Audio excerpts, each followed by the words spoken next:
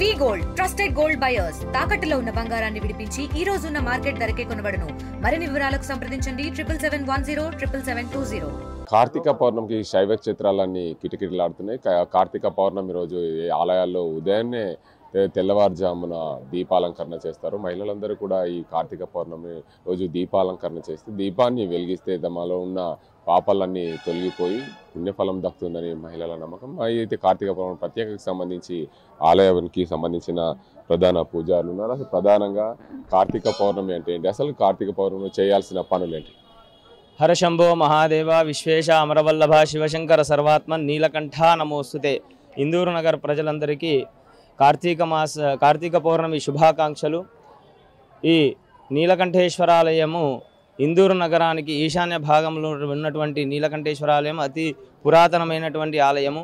ఈ ఆలయంలో కార్తీక మాసాన్ని పురస్కరించుకొని ప్రతిరోజు ఉదయం నుంచి సాయంత్రం దాకా భక్తులు అధిక సంఖ్యలో వచ్చి దీపారాధన చేసి అభిషేకాలు అర్చనలు చేసుకొని వారికి ఉన్నటువంటి పాపాలు తొలగిపోతాయని ప్రతీతి. అదేవిధంగా ప్రతిరోజు ఉదయం 5:30 మరియు సాయంత్రం 6:30 ఆకాశ దీపారాధన ఉంటుంది.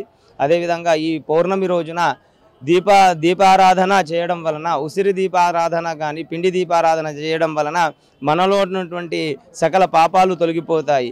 ఏ విధంగానైతే దీపము అంధకారాన్ని తొలగించి వెలుగునిస్తుందో అదేవిధంగా ఈ దీపారాధన చేయడం వలన మనలో ఉన్నటువంటి పాపాలు మరియు మనలో ఉన్నటువంటి గ్రహదోషాలు పోయి మనలో ఉన్నటువంటి ఉత్తేజాన్ని ప్రసారిస్తుంది.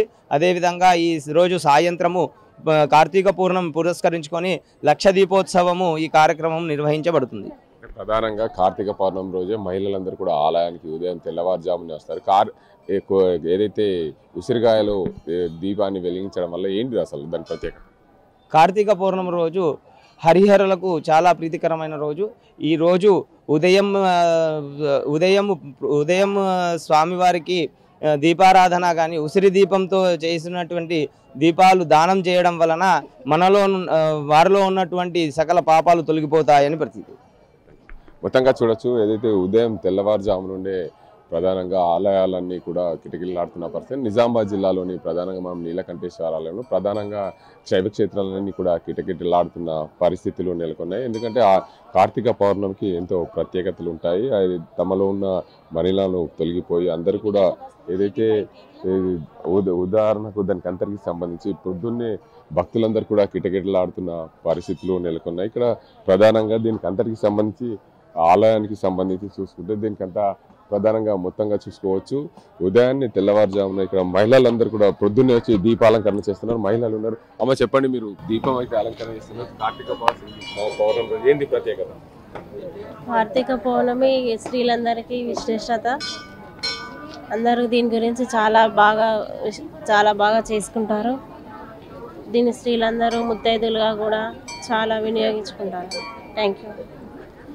చూడొచ్చు, ప్రతి ఒక్కరు కూడా ఉదయంనే దీపాలంకరణ చేయడం వల్ల ఎంతో పుణ్యఫలం దక్కుతుంది. అందరూ కూడా దానికి అందరికీ సంబంధించి ఆలయానికి ఉదయం తెల్లవారుజామునే వచ్చి దీపాలంకరణ చేస్తున్న పరిస్థితులు నిజామాబాద్ జిల్లాలోని నీలకంఠేశ్వర స్వామి ఆలయంలో నీలకంఠేశ్వర స్వామి ఆలయానికి చాలా మంది భక్తులు వస్తూ ఉన్నారు.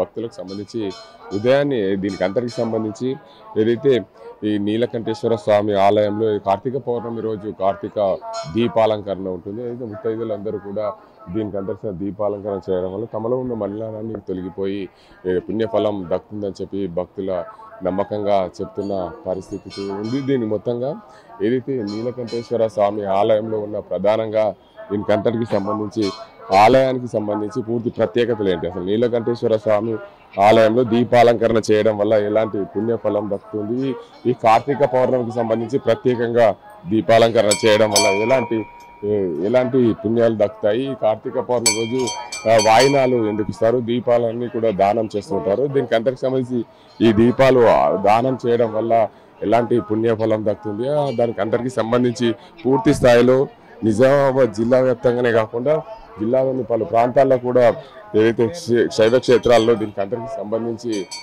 దీపాలంకరణ చేస్తూ ఉంటారు. దీనికి అందరికి సంబంధించి మా ఆలయ పూజారి ఉన్నారు. ప్రధానంగా దీపాలంకరణ చేయడం, దీపాలు వాయినంగా తీసుకోవడానికి ప్రాధాన్యత ఏంటిది, అసలు ఉదయం తెల్లవారుజామునే రావడం దీనికి అంతకు సంబంధించి స్వామి చెప్పండి. ఉదయాన్నే ఉండే చాలా మంది భక్తులు వచ్చి ఇక్కడికి దీపాలంకరణ చేస్తున్నారు. అసలు ప్రధాన దీపాలంకరణ కార్తీక మాసం ప్రత్యేకత.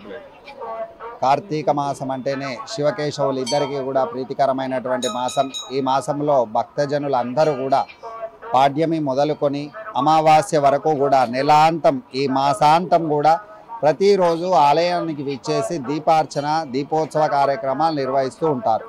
తర్వాత బ్రాహ్మణునికి దీపదానం అనేది ఇస్తారు. ఉసిరికాయ పైన దీపం వెలిగించి బియ్యంలో పెట్టి ఆ దీపం ఇవ్వడం జరుగుతోంది. ఇది బ్రాహ్మడికి ఇవ్వడం ద్వారా సాక్షాత్తు వైకుంఠంలో కైలాసంలో ఆ శ్రీ మహావిష్ణువుకు సాంబ సదాశివునికి దీపం ఇచ్చినటువంటి ఫలితం లభిస్తుందని స్కంద పురాణంలో చెప్పడం జరిగింది. శుభం భూయాత్ సర్వే జనా సుఖినో భవంతు. చూడొచ్చు దీపాన్ని వాయినంగా ఇస్తున్న పరిశీలనగా దీపాన్ని వాయినంగా ఇస్తే ఏంటంటే పూర్తిగా భక్తులందరూ ఏదైతే వైకుంఠంలో కానీ దానికి అందరికి సంబంధించి ఆ పుణ్యఫలం దక్కుతుందనే ప్రధానంగా ఆలయానికి సంబంధించిన పూజారులు చెప్పిన ఉదయం తెల్లవారుజామునే కార్తీక దీపాలు వెలిగిస్తారు. శిఖర దీపం అనేది కార్తీక దీపం ఉదయం 5:30 గంటలకు, సాయంత్రం అదేవిధంగా 6:30 గంటల ప్రాంతంలో దీపాన్ని వెలిగించడం ప్రత్యేకతగా ఉందని చెప్తున్నారు. ప్రధానంగా మనం నిజామాబాద్ జిల్లాలోని నీలకంఠేశ్వర ఆలయంలో మాత్రమే ఉన్నాం. ఆలయంలో ప్రధానంగా భక్తులందరూ కూడా ఉదయం తెల్లవారుజామున 5:30 గంటల నుంచే కిటకిటలాడుతున్న పరిస్థితులు నిజామాబాద్ జిల్లాలో నెలకొన్నాయి. పూర్తిగా కార్తీక పౌర్ణమికి దీపాలంకరణ ప్రత్యేకత ఉంది. దీపాలంకరణ చేయాలని తమలో ఉన్న మలినాన్ని తొలగిపోయి పుణ్యఫలం దక్కుతుందని చెప్పి భక్తులు నమ్మకంగా చెప్తుంటారు. దీనికి అందరికి సంబంధించి పూర్తి స్థాయిలో ఈ కార్తీక మాసానికి సంబంధించి దీపాలంకరణ ప్రత్యేకతలు ఇవన్నీ చెప్పుకోవచ్చు. ఇది ఇక్కడ పరిస్థితి. గర్భసాజంతో Gangareddy, RTV, Nizamabad. Local to global news at your finger tips. మీ చేతిలో ఒక ఆయుధం. Download R TV app. Media legend Ravi Prakash is back.